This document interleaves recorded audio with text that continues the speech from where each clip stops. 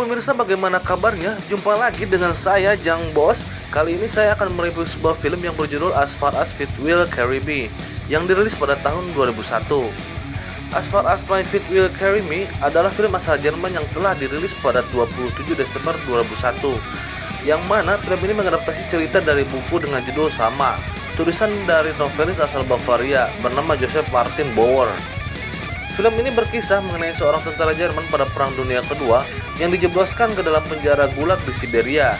Namun ia berhasil kabur dan harus mengarungi perjalanan yang sangat panjang untuk mengarungi Siberia dan kembali ke rumahnya di Jerman, serta pastinya menghindari kejaran tentara Soviet. Oke, cepat saja, jangan lama-lama, kita langsung saja masuk ke alur ceritanya. Check this out.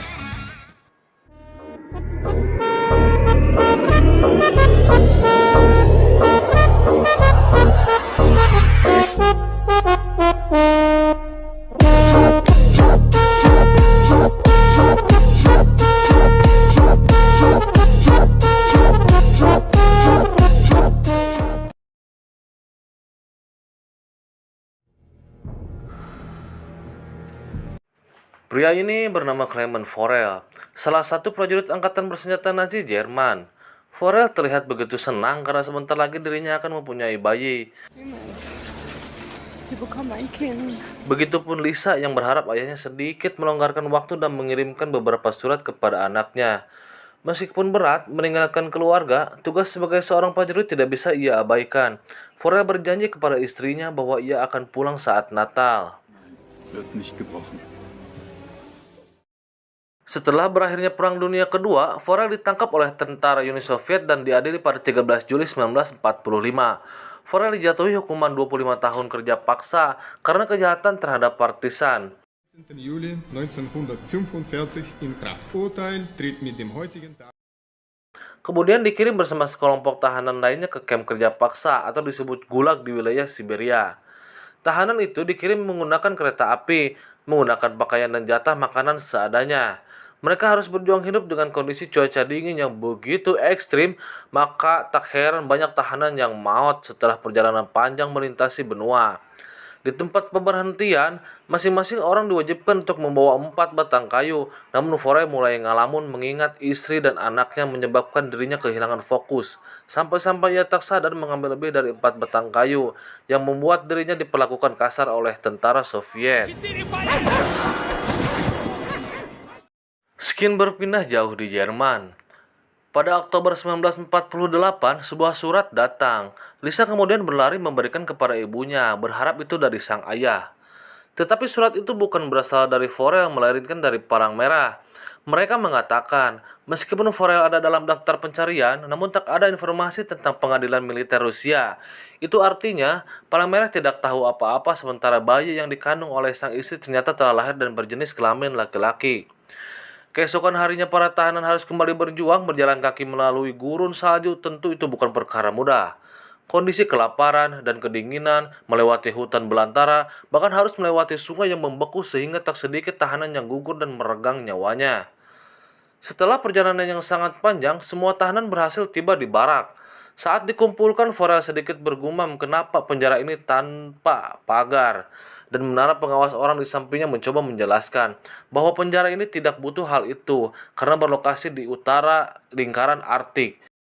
Was ist hier nicht nötig nördlich vom Polarkreis? Keine Wachtürme.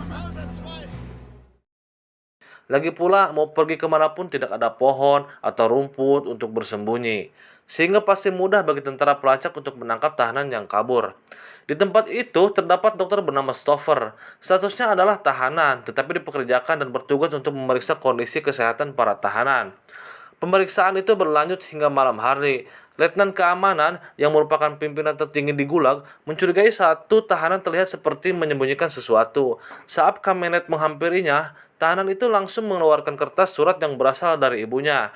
Tidak berhenti begitu saja, Kamenet juga memerintahkan melepas semua pakaiannya, bahkan menyobek surat milik pemuda itu. Ia melihat lelaki itu kedinginan. Forel bersimpati untuk memberikan mantel kepadanya, tetapi aksinya dihentikan oleh Levanka.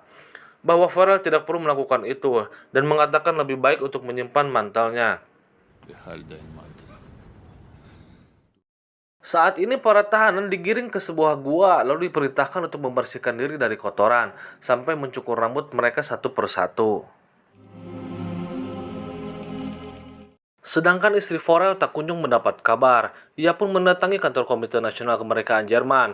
Namun lagi-lagi tak ada informasi mengenai suaminya, sehingga dirinya harus kembali menunggu karena negosiasi dengan Uni Soviet akan berlangsung pada musim gugur. 3 tahun berlalu, semua tahanan menjalani hari-harinya hanya untuk bekerja, memakan makanan yang tidak layak, dan peralatan seadanya tanpa pengaman, sehingga tak jarang terjadi kecelakaan yang mengakibatkan satu persatu tahanan tewas. Suatu ketika, Kamenev memerintahkan Forel untuk memperbaiki mesin tambang. Dalam arsipnya, memang Forel merupakan seorang mekanik dan menguasai bahasa Rusia. Setelah berhasil memperbaiki mesin itu, hingga larut malam, Forel berencana melarikan diri menaiki mesin itu ke atas bukit. Karena minimnya pengawasan, ia pun berhasil mencapai lereng bukit lalu menaiki kereta tambang dan berharap bisa menjauh dari penjara itu. Tetapi kurangnya persiapan membuat dirinya kembali tertangkap dan berakhir di sebuah sel penjara. Kamenev mengatakan jika Republik Uni Soviet memiliki perjanjian dengan Amerika Utara, meskipun Forel melarikan diri, mereka akan kembali mengirim dirinya. Setelah dibebaskan, Forel harus menerima penganiayaan dari rekan-rekannya dan menganggap jika Forel telah berkhianat karena mencoba meninggalkan mereka. Akibat insiden itu membuat Forel terluka parah serta menderita demam tinggi. Kamenev mencemaskan keadaan Forel, lalu memerintahkan untuk membawanya ke tempat perawatan. Forel yang kesakitan meminta bantuan kepada dokter untuk mengirim surat kepada keluarganya, tetapi sang dokter tahu jika surat itu tak akan sampai. Pada saat itu, Dr. Stauffer mulai akrab dengan Forel. Ia tahu Forel sangat tangguh dan mempunyai tekad yang kuat, sampai-sampai berniat ingin membantunya melarikan diri. Malam harinya Forel diminta untuk menemui Dr. Stauffer. Secara diam-diam, dia mulai menjelaskan tentang rute melalui peta miliknya. Sebelum itu, Forel bersembunyi karena mendengar suara langkah kaki, yang ternyata itu adalah Kamenev. Meski sedikit basa-basi tanpa tujuan, Kamenev akhirnya pergi. Gute Nacht. Kedua orang itu mulai melancarkan aksinya gimana Dr. Stauffer memberikan barang-barang miliknya kepada Forel, termasuk perbekalan yang ia sembunyikan di atas bukit dan juga sebuah pistol. Di balik semua itu, ternyata Dr. Stauffer berencana melarikan diri, tetapi ia tidak bisa melakukannya karena 2 bulan yang lalu ternyata dirinya mengidap kanker. Mengingat kemanapun dirinya pergi akan terasa sia-sia, ia hanya bisa memohon kepada Forel untuk menemui istrinya dan mengatakan bahwa dirinya telah meninggal pada tahun 1950. Dass ich im Winter 49 auf 50 verstorben bin. Sagen Sie ihr, dass ich sie geschickt hätte und sagen Sie ihr... Tekad yang kuat membuat Forel berhasil menjauh dari camp itu. Namun naas, Dr. Stauffer memilih bunuh diri daripada dimintai pertanggungjawaban. Bermodalkan kompas yang ia miliki, Forel pergi jauh ke utara menghindari para penjaga yang mengharapkan dirinya pergi ke barat. Ketika persediaan makan yang diberikan Dr. Stauffer habis, ia pun mulai kehilangan kontrol atas tubuhnya dan kembali berhalusinasi bahwa dirinya dikejar oleh tentara pelacak. Di camp kekejaman terus dirasakan oleh tahanan. Selama berhari-hari, mereka tidak mendapatkan makanan akibat ulah Forel melarikan diri. Salah satu tahanan yang meminta keadilan justru berakhir terbunuh oleh Kamenev. Kamenev mengerahkan pasukannya untuk mencari Forel, tak terkecuali menginfokan semua stasiun radio dalam radius 500 km. Все станции проинформированы. Все? Радиусом 500 километров. Suatu ketika saat tertidur, Forel dikejutkan dengan kehadiran orang bersenjata yang mengawasinya. Dia bernama Anastas dan Semi. Kedua orang itu menjelaskan bahwa mereka adalah penambang emas, tidak bermaksud melukai atau ingin membunuh. Mereka datang karena melihat api dan berpikir harus memeriksanya. Meski awalnya mencurigai mereka, Forel yang tak punya pilihan lain akhirnya mengikuti kedua orang itu. Setelah dirinya tertimpa pohon, lalu mengaku dirinya bernama Piotr Jov. Tentu itu dilakukan untuk menyembunyikan namanya. Singkat cerita, musim semi pun tiba. Ketiga orang itu mengembara menyusuri sungai ke arah pegunungan Kalima. Namun perjalanan mereka tidak berjalan mulus ketika melintasi sungai. Air sungai begitu deras. Rakit yang mereka naiki kehilangan keseimbangan hingga membuat semuanya terjatuh ke air.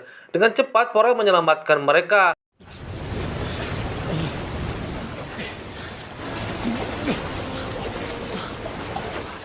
Anastas tiba lebih dulu secara sengaja memeriksa tas Semi. Dirinya tergoda saat melihat sekantong emas dan mencurinya. Tetapi Semi mencurigai Anastas telah mencuri emasnya. Melihat ada celah, ia pun melumpuhkan Forel dan membunuh Anastas menggunakan pistol Forel.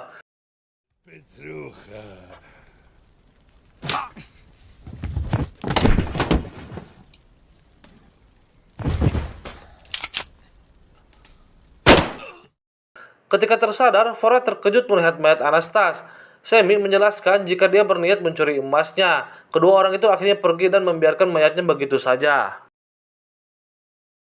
Setelah berjalan sangat jauh, Semi berkata tidak bisa lagi melanjutkan perjalanan. Forel menawarkan diri untuk membawakan tas miliknya, tetapi Semi kembali menaruh curiga dan memukul Forel hingga terjatuh dari tebing. Forel pun terbangun dari tidur. Kemudian mereka diserang sekelompok serigala. Beruntung ia diselamatkan oleh pengembala dari suku Chokchi bernama Kolka, lalu membawanya ke pemukiman mereka untuk segera diobati.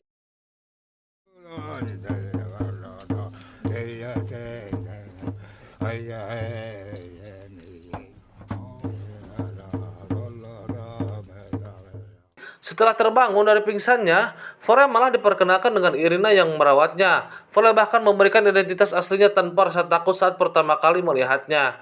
Irina telah jatuh cinta kepadanya hingga ia terbawa suasana dan melakukan hal yang tak seharusnya. Di tempat lain, Semi yang tertangkap oleh militer Soviet karena ingin membeli paspor dengan emas, ia juga membicarakan orang Jerman yang bersamanya. Siapa lagi kalau bukan Forel? Naas ia lebih memilih mengakhiri hidupnya di dalam dengan Golka mengetahui bahwa Uni Soviet sedang mencari Forel. Sangat disesalkan, ia pun harus segera pergi dari tempat itu karena sangat berbahaya bagi keluarganya. Kemudian Irina mengantarnya menuju hutan. Dengan berat hati, Irina meminta Forel untuk melupakannya dan memberikan anjingnya untuk menemani perjalanan Forel. Pada musim panas 1951, tiba-tiba anjing yang bersama Forel berlari ke arah orang-orang penebang kayu, membuatnya panik lalu mengejarnya. Forel pun akhirnya dimintai keterangan oleh inspektur setempat. Forel memberikan keterangan palsu bahwa dirinya harus menuju Cina, kemudian melaporkan jika kerja paksanya selama 8 tahun telah berakhir. Sang inspektur begitu paham dengan alasan orang-orang seperti itu dan menggunakan cara yang halus untuk menangkap tahanan. Ia memberikan makan kepada Forel sebelum dimintai menjadi tukang rem kereta yang bertujuan ke Cina. Tetapi Forel tidak tahu jika dirinya telah dikhianati, bahkan sudah dilaporkan kepada militer Uni Soviet. Forel begitu terkejut saat melihat kelompok tentara yang menunggunya. Ia pun mengenap-enap perlahan dan bertemu Letnan Kamenev yang berdiri tepat di depannya. Melihat ada ancaman, si anjing pun langsung menerkam Kamenev. Beruntung Forel berhasil melarikan diri meskipun anjingnya terbunuh. Singkat cerita, di tahun 1952, Forel pergi ke Asia Tengah meskipun penampilannya seperti orang gila. Ia beruntung sebab masih ada yang membantunya. Forel kemudian berdoa kepada penciptanya memohon pengampunan dosa. Tak lama setelah itu, ia pun dihampiri seorang yang berasal dari Polandia bernama Eiger. Eiger mencoba meyakinkan bahwa dirinya hanya ingin membantu dan mengajak ke rumahnya. Tetapi pria berbahaya yang melihat Forel dengan sengaja melaporkannya kepada kepolisian Soviet.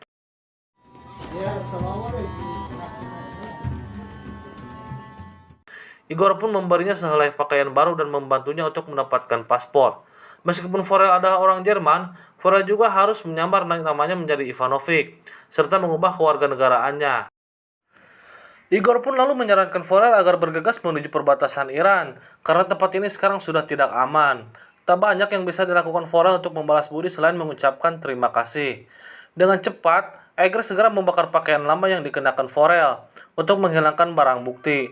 Keramah tamahan Eiger terbalas tidak begitu baik, hingga akhirnya ia diinterogasi dan Letnan Kamenev sebelum Eiger terkena serangan jantung secara mendadak dan akhirnya meninggal. Sementara, perjalanan Forel mengalami kendara. Petugas memberitahu bahwa terjadi tanah longsor sehingga tidak memungkinkan untuk dilewati menggunakan kendaraan. Jalan satu-satunya adalah memutar. Tak mau ambil resiko, Forel memutuskan untuk berjuang menggunakan kakinya berjalan sangat jauh, hingga ia tiba di lokasi perbatasan Iran. Tampak senyum menghiasi wajah Forel. Ia pun segera berjalan menuju kebebasan. Tapi seakan mimpi buruk terus memututinya, tiba-tiba dia melihat Kamenev berjalan ke arahnya dari sisi Iran. Forel menatapnya dengan penuh ketakutan. Namun Kamenev menyingkir dan memberi laporan lewat penjagaan. Kamenev sempat mengatakan sebelum keduanya bergerak menjauh.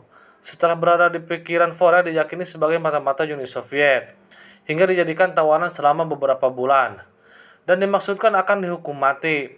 Forel sempat mengaku jika dirinya kabur dari Siberia dan meminta pamannya yang bekerja di Ankara, Turki untuk mengidentifikasi dirinya.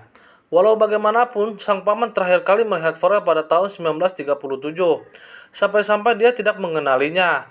Tetapi saat sang paman memberinya pertanyaan, Forel kemudian melihat foto dirinya serta menuliskan sesuatu di baliknya untuk diberikan kepada sang ibu pada ulang tahunnya di tahun 1939. Dan akhirnya Forel pun dibebaskan.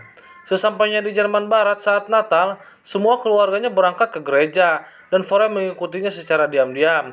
Berjalan perlahan masuk ke gereja, Lisa kemudian berbalik dan melihatnya, disusul oleh istrinya di mana Forel dipersatukan kembali bersama keluarganya. Dan film pun selesai, ending yang sangat mencirambaikan.